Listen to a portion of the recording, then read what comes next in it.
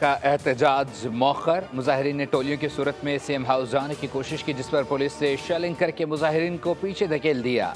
एहतजाजी मुजाहिरीन मुंतशिर होकर press club पहुंचे। वजीर आला हाउस जाने वाले रास्ते बंद किए गए। पुलिस से मुज़ाकरात के बाद मुजाहिरीन ने एहतजाज मौखर कर दिया। गिरफ्तार असातिज़ा को रिहा कर दिया गया। कल सुबह 11 बजे अलामती भूख हड़ताल की जाएगी।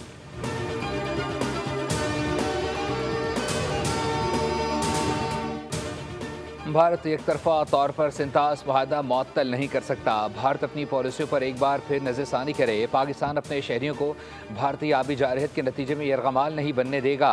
नायब वज़ीर आज़म इसहाक डार का तकरीब से खिताब। कहा, भारत ने फॉल्स फ्लैग ऑपरेशन की आड़ में पाकिस्तान पर जारहत मुसल्लत की।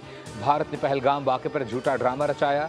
कश्मीर आलमी सतह पर तस्लीम शुदा मसला है, उसके पुरअमन हल से खित्ते में अमन होगा।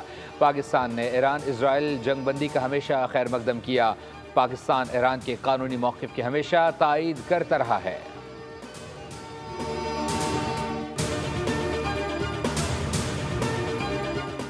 और भारत के दोबारा हमले का इम्कान मौजूद है। भारत अपना गलत और झूठ पर मबनी मौक़िफ़ एससीओ में नहीं मनवा सका। जंग में पाकिस्तान से शिकस्त के बाद मोदी झूठे बयानिए से इज्जत बचाना चाह रहा है, मगर हकीकत ये है कि मोदी की सियासी ज़िंदगी के दिन पूरे हो चुके। वज़ीर दिफा ख्वाजा आसिफ कहते हैं कि अमेरिका की किसी ऐसी पॉलिसी का हिस्सा नहीं बनेंगे जिससे नुकसान हो। शंघाई ताउन तंजीम इजलास में माहौल में कोई कशीदगी नहीं थी। एससीओ में मौजूद जितने भी मुल्क थे उन्होंने पाकिस्तान के मौक़िफ़ से इत्तफाक किया। कोई फरीक सिंतास मुआहदा मुअत्तल नहीं कर सकता। भारत हठधर्मी पर उतरा हुआ है। सब्सक्राइब करें और बेल दबाएं ताकि कोई खबर रह न जाए।